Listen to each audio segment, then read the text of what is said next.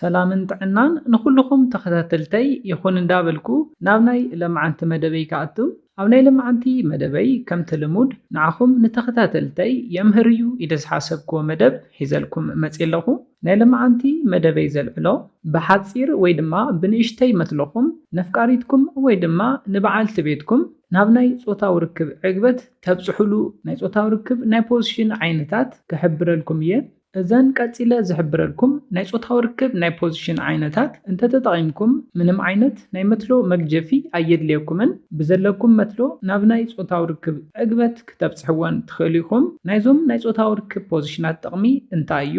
ብፍላይ ብልዕቲ ኣፍቃሪትኩም ወይ ድማ ብልዕቲ በዓልቲ ቤትኩም ፅብብ ንኽብል ዝሕግዙኹም እዮም። ብልዕተን በዚ ፖዚሽን ፅብብ እንተይልልኩም ድማ ዋላ ሓፂር መትሎ ይሃለኹም ናብ ናይ ፆታዊ ርክብ ዕግበት ንኽተብፅሕወን ኣይትፅገሙን። እስካብ ናይ መደበይ ፍጻመ ሓቢርኩም ንፅንሑ።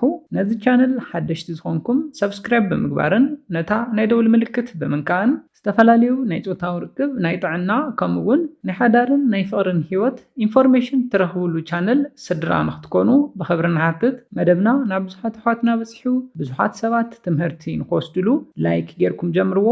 ስድራን ዝኾንኩምኒ እንዳመስገንኩ ናብ መደበይ ክምለስ። እቲ ቀዳማይ ብልዕቲ ደቂ ኣንስትዮ ፅብብ ዝበለ ንክኸውን ዝገብር ናይ ፆታዊ ርክብ ናይ ፖዚሽን ዓይነት ዶጊ ስታይል ንብሎ እዩ። እታ ጓል ኣንስተይቲ ተንበርኪኻ ንሕቖኣ ናብ ታሕቲ ስብር ኣቢላ ናብ ውሽጢ ኣእትው ኣቢላ ማለት እዩ።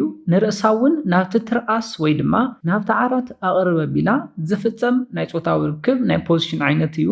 ነዚ ፖዚሽን ክትጥቀሙ እንተለኹም ኣብ ሓደ ሓደ ደቂ ኣንስትዮ ዝረኣይ ጌጋ ኣሎ።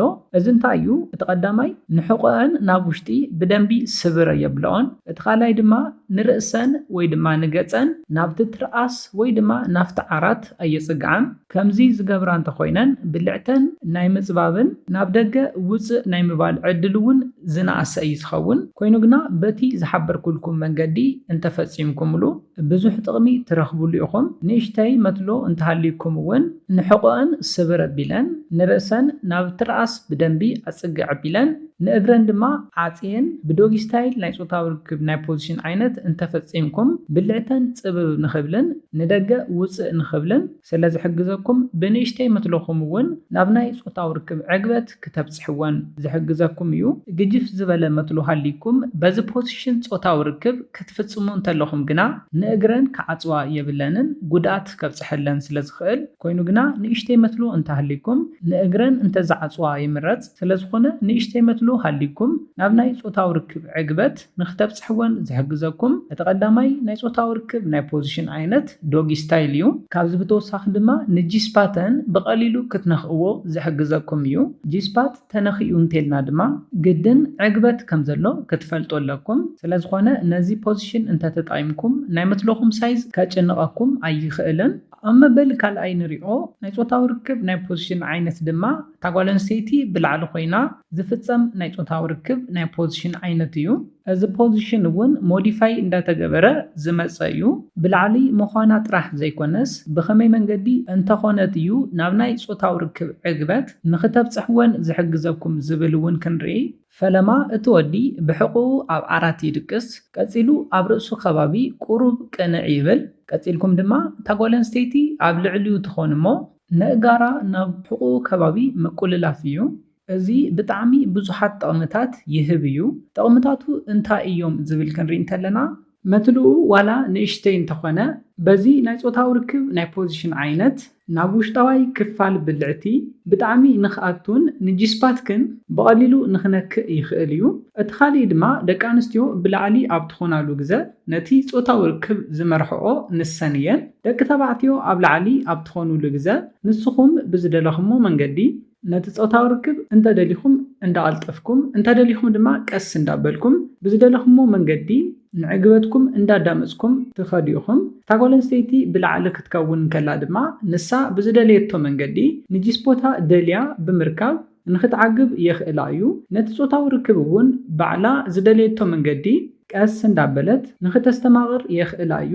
ካብዚ ብተወሳኺ ድማ ፊት ንፊት ገጽ ንገጽ እንዳተረኣኣኹም ንስምዒትኩም እንዳተገላለጽኩም ፆታዊ ርክብ ንኽትፍጽሙን ደቂ ተባዕትዮ ድማ ብተወሳኺ ነጥዋተን እንዳሓሳሰኹም ንከናፍረን እንደሰዓምኩም ተወሳኺ ዕግበት ንኽትህብዎን ዝሕግዘኩም እዩ። መትለኹም ንእሽተይ ምዃኑ ከይፈለጣ ብሉፅ ጾታዊ ርክብ ንኽትፍጽሙን ዕግበት ንኽረኽባን ዝሕግዘኩም እዩ። ስለዝኾነ ብሕቖኹም ደቂስኩም ካብ ክሳድኩም ቁሩብ ቅንዕ ኢልኩም ንሰን ድማ ብልዓሊ ኮይነን ንእጋረን ናብ ሕቖኹም ከባቢ ኣቆላሊፈን ዝፍጸም ጾታዊ ርክብ ዝበለጸ ዕግበት ብሓፂር መትለኹም ንክትህብወን ዝሕግዘኩም ናይ ጾታዊ ርክብ ናይ ፖዚሽን ዓይነት እዩ። ነዚ እውን ክትጥቀምሉ ክሕብረልኩም ይደሊ። ኣብ መበል ሳልሳይ ንሪኦ ሓፂር መትሎ ዋላ ሃሊኩም ናብ ናይ ጾታዊ ርክብ ዕግበት ንኽተብፅሕወን ዝሕግዘኩም ናይ ጾታዊ ርክብ ናይ ፖዚሽን ዓይነት ድማ እታ ጓል ኣንስተይቲ ብሕቑኣ ደቂሳ ንእጋራ ናብ ማእገርካ ሰቒላ ዝፍጸም ናይ ጾታዊ ርክብ ናይ ፖዚሽን ዓይነት እዩ። እዚ ፖዚሽን ኣባና ዝፍጸም ሚሽነሪ ንብሎ እቲ ዝተለመደ ናይ ጾታዊ ርክብ ናይ ፖዚሽን ዓይነት ሞዲፋይ ተገይሩ እዩ። ንሓፂር መትሎ ዘለዎም ደቂ ተባዕትዮ ዝተዳለወ ናይ ፖዚሽን ዓይነት እዩ። ብሕቑኣ ደቂሳ ንእጋራ ናብ ማእገርካ ኣብ ትሰቐለሉ ግዜ ናይ ብልዕታ መስል ብደንቢ ንኽእከብ ብምግባር ብልዕታ ጽብብ ንኽብልን ናብ ደገ ውፅእ ንኽብልን ይሕግዛ እዩ። ሽዑ ድማ መትሎኻ ናብ ብልዕታ ውሽጢ ኣብ ዝኣትወሉ ግዜ ንጉድበኣ ብደንቢ እንዳሓሳሰየ ስለ ዝኣትው ተወሳኺ ዕግበት ንኽረኽባ ዝሕግዘን እዩ። ብልዕታ ጽብብ ንኽብል ዝሕግዛ እውን እዩ። ብልዕታ ጽብብ ክብል እንተሎ ድማ ዝበለፀ ዕግበት ንክትህብወን ዝሕግዘኩም እዩ።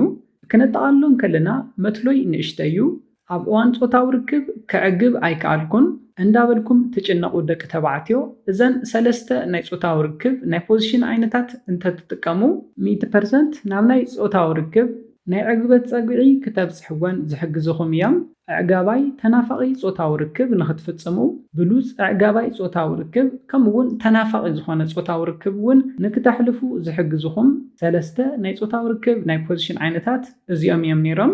ዋላ ንእሽተይ መትሎ ይሃልኹም እዘን ሰለስተ ናይ ፖዚሽን ዓይነታት ተጠቒምኩም 100% ክትዕግብዎን ከም ትኽእሉ ክትፈልጡ ኣለኩም። በዓልቲ ቤትካ ወይ ድማ ኣፍቃሪትካ ንእሽተይ መትሎ ከም ዘለካ እውን ከይፈለጠት ኣዕጋባይ ጾታዊ ርክብ ክትሕልፉ ትኽእል ኢኹም። ነዚለ ናይ ለማዓንቲ መደበይ በዚ ክዛዝም ካብ ናይ ለማዓንቲ መደበይ ዝኾነ ሓድሽ ነገር ከም ዝሓስኩም ተስፋ ይገብር።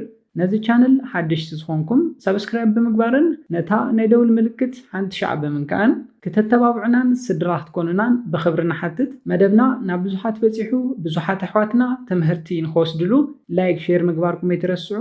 ሓሳብ ርእቶኹም ንቻነልና ንምዕባይ ስለ ዝሕግዘና ሓሳብ ርእቶኹም ብኮሜንት ግለጹልና። ብኻሊእ መደብ ብኻሊእ ሓሳብ እስካብ ንራኸብ ሰላምን ጥዕናን ንኹላትና ይቕኒየለይ።